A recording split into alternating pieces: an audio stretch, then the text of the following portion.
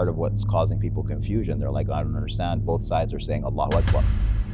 It's not considered to be a war between two armies. It's considered to be a war on the Sudan. On the civilian. He was initially a warlord who got promoted to be a general. And he said, why not me? Why you? How do you say Allahu Akbar? Allah, the Creator, is the greatest.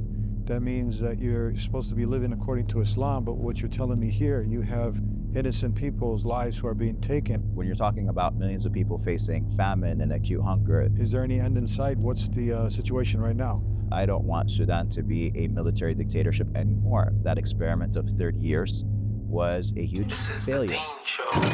Ammar, how are you? Assalamu rahmatullahi wa barakatuh. How are you doing, Sheikh? How you been? Alhamdulillah. Great. How's everything? Great, alhamdulillah. Good to see you. It's good to see you too. We got a gym session in the morning today. It's a good workout, huh? Alhamdulillah. We're going over trying some. To stay limber. We were talking about food, nutrition, staying away from sugar. Yeah. I like you. I can see, like, when somebody's taking stuff in, you can see, like, you kind of read them, where some people are just like, rolling their eyes, or just like, not really. But you were really into it. Yeah, you can tell. I'm sure you've had thousands of conversations, but you can tell when a person is responding, if they're asking interesting questions based on what you said, right? They're not just waiting for their turn to talk. So alhamdulillah, it was a great, we were with Muhammad Hoop Finesse, a basketball player, pro basketball player. He was giving us at least he was giving me some advice, and I appreciated it. Yeah, so alhamdulillah. Maybe you can bring us up to speed. I mean, you're from Sudan, right? Yeah. And many people are just totally unaware what is going on over there. There's a war currently happening. You had the ousting of one president. Yeah. And now the security forces. Generals, yeah. Fill us in. Yeah, so Sudan had a popular overthrow of a government who was in position of power for 30 years. And, the people protested. The president was forced to step down of 30 years, and then it went through a civilian transitional government for a year and a half, and then a general did a coup over it for the purpose of preserving the revolution. And then there's a power vacuum. So one general takes over, but then at the same time in Sudan there was another basically general who had his own army, and he had been building it up for over 20 years. He was initially a warlord who got promoted to be a general. And he said, why not me? Why you? Right? So you can't have two armies in the same country. And that ended up happening. War broke out between the Sudanese armed forces, which is the traditional armed forces of the country, and this paramilitary group, which is called the Rapid Support Forces. And they also had thousands of soldiers and incredible wealth. What's the other one? Rapid Support, there's the other one also? There's National Army of Sudan, basically. National Army of Sudan. And so they broke out fighting in the capital city.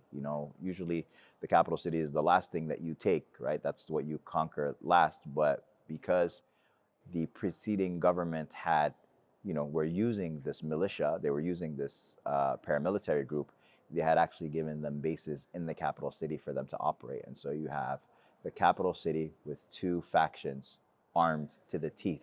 And so war broke out on April 15th, 2023 in Ramadan in Khartoum, causing chaos. And of course, it's the capital city. It's got 6 million people living there.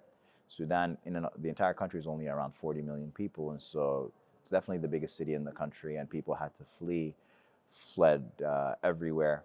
We have the most amount of displaced people in the world is in Sudan. Over 9 million people are displaced. And then you have further displacement outside of the country as well, another 8 million people in Egypt and surrounding countries, Kenya and Ethiopia, and wherever people could go, of course. Are you born in Sudan? So I lived my entire life in the US, but I lived in Sudan for 4 years from 4th grade to 7th grade. Have you been back? The last time I was there was in 2022, 6 months before the war broke out. Is there any end in sight? What's the situation right now? The situation is they're fighting until either there's some sort of military victory that either side could have, or they come to a negotiation. They come to some sort of agreement, and neither of those is in sight right now. Neither of them is in sight. So they're pretty much fighting for control, for power. And right now, Sudan is on the brink of famine. lots of states in Sudan, because the Rapid Support Forces, which I mean, is for all intents and purposes a very evil outfit. I mean, these guys are running roughshod over the Sudanese people. It's not considered to be a war on between two armies. It's considered to be a war on the Sudanese On the civilians. Yeah, like families are becoming displaced, entire cities are becoming displaced, the health infrastructure is attacked, the farming infrastructure, the agricultural infrastructure of the country has been looted and robbed and taken out of Sudan or being sold elsewhere. So people aren't able to farm, and people are facing acute hunger. Millions of people are facing what's called acute hunger, and millions are also facing famine. But you think, okay, this is Sudan, Muslim army, Muslim rule. What's happening? And that's what people are, that's part of what's causing people confusion. They're like, I don't understand. Both sides are saying Allahu Akbar, and they're both killing each other. But I mean, at the end of the day, this is power, whether they're Muslim or not. You have two people who are fighting over power, two institutions that are fighting over power, and the fate of the country is basically being squandered. Right? The future of the country is being squandered. It's been 2 years now, kids haven't been going to school. People are displaced all over the country and outside of it, in Chad and in Ethiopia and other places. And millions of people are going hungry, and nobody is stopping. Who do the people want to see win over the other? So different people want different things, but if you ask me my personal opinion, I want the army to beat the Rapid Support Forces, because they're the ones who are violating and committing all of these crimes, these war crimes.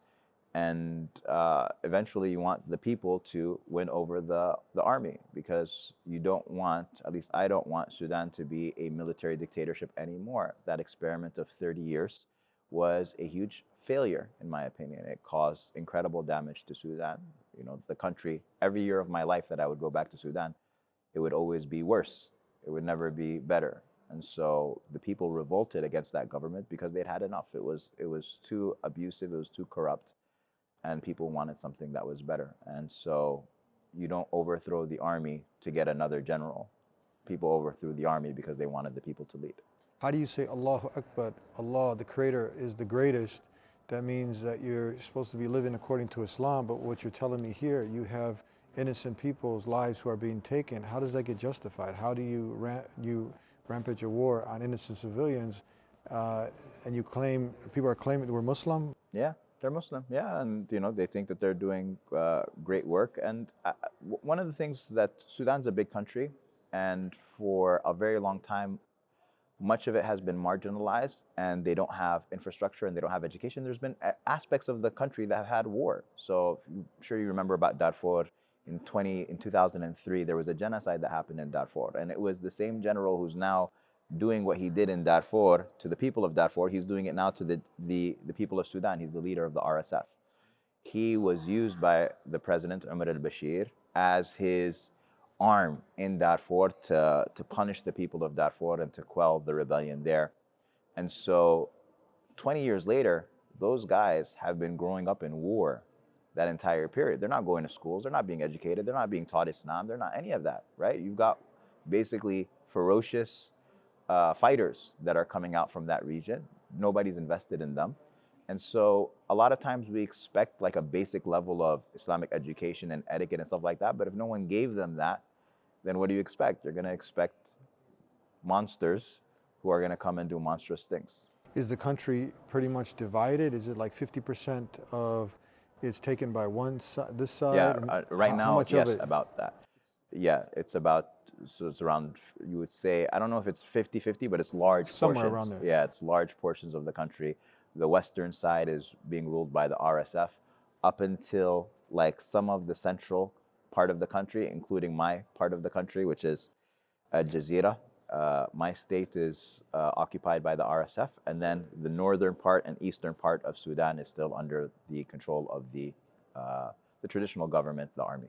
Now the other side, are the people also supporting this other? Yeah, the people are supporting the army because the army is still our national institution, right? What about the other side? Are they being supported for the Yeah, they're being side, supported by their tribes. Yeah, they're being supported So you by got their tribes, people. so Sudan is all tribes. Sudan is a tribal society. And so there's particular tribes in Western Sudan that are, supporting, or some of them at least, I don't want to generalize, but many of them are supporting the RSF. Yeah, Yeah. the Rapid Support Forces.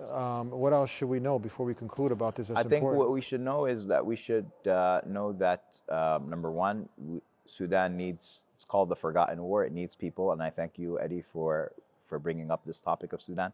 We need to talk more about it. I would encourage you as well to talk to your Sudanese friends and family, and also support. I mean, when you're talking about millions of people facing famine and acute hunger, alhamdulillah, there are still organizations that are working in Sudan, and the banking system in Sudan continues to work. It hasn't collapsed, which is great news because we can still transfer money over there. We can still, people are still, going back and forth and being able to buy and sell goods for themselves, blankets in the winter. Winter is coming. And so I would suggest a couple of organizations. One is called the Sudanese American Physician Association. I personally have vetted them and done work with them, and they do great, as well as Sadaqat USA. There's also a version in Canada. Sadaqat is SADAGAAT USA, and you'll find that.